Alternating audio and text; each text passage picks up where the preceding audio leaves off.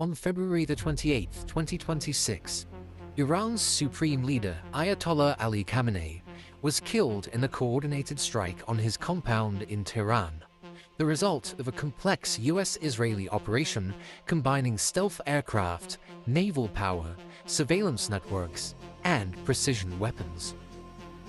But the strike that killed Khamenei did not begin that morning.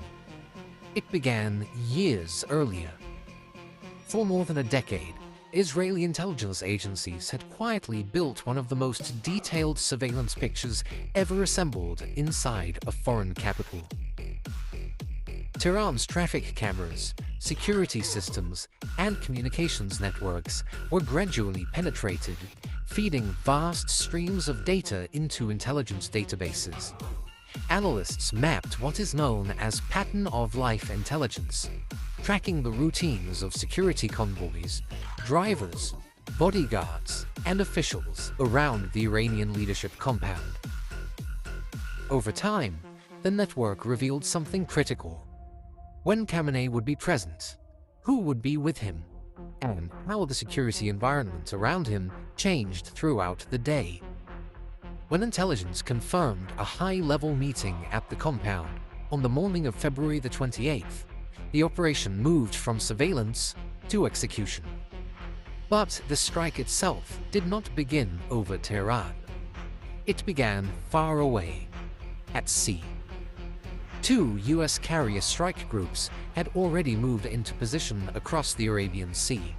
At the center of the formation were the USS Gerald R. Ford and the USS Abraham Lincoln, each carrying dozens of strike aircraft and backed by guided missile destroyers armed with long-range cruise missiles. From these ships, F/A-18 Super Hornets and F-35C Lightning II fighters launched the opening phase of the strike. The objective was not the target itself, but the defenses protecting it.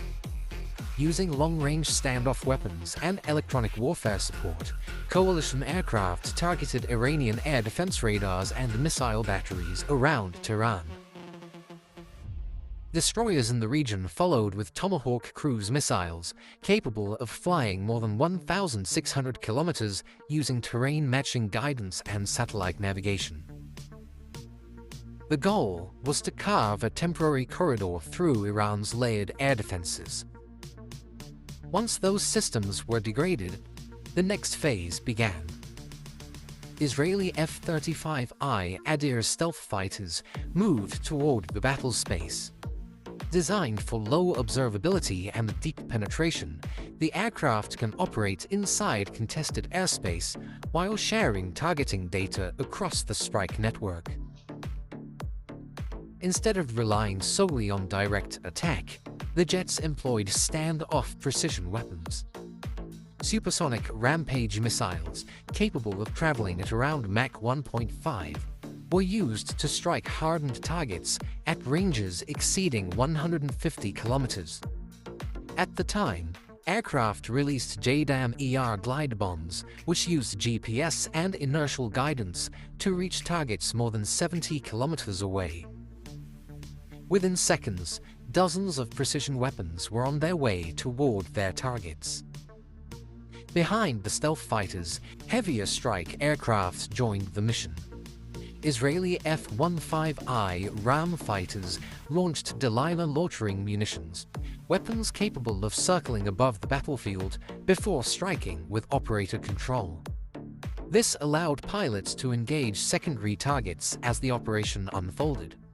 But air power alone does not make modern strikes possible. Above the battlefield, a surveillance network was already in place. High-altitude RQ-4 Global Hawk drones monitored the region using synthetic aperture radar and electro-optical sensors, providing real-time intelligence. Their data merged with the sensors of the F-35 fighters through secure data links, creating a shared picture of the battle space. This network allowed commanders to confirm movements, identify targets, and adjust the strike in real time. At the same time, Attack helicopters were positioned in forward areas to provide contingency support.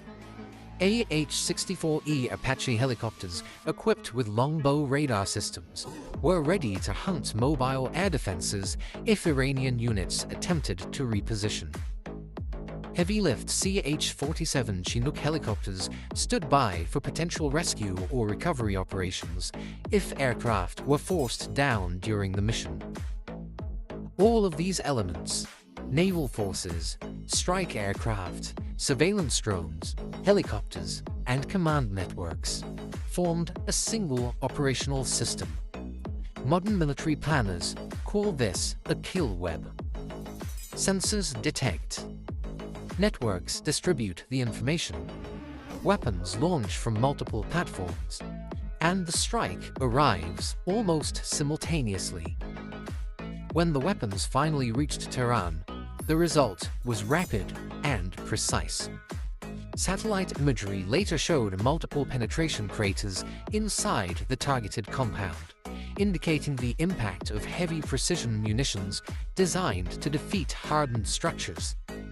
But the true significance of the operation lies less in the weapons themselves and more in how they were connected.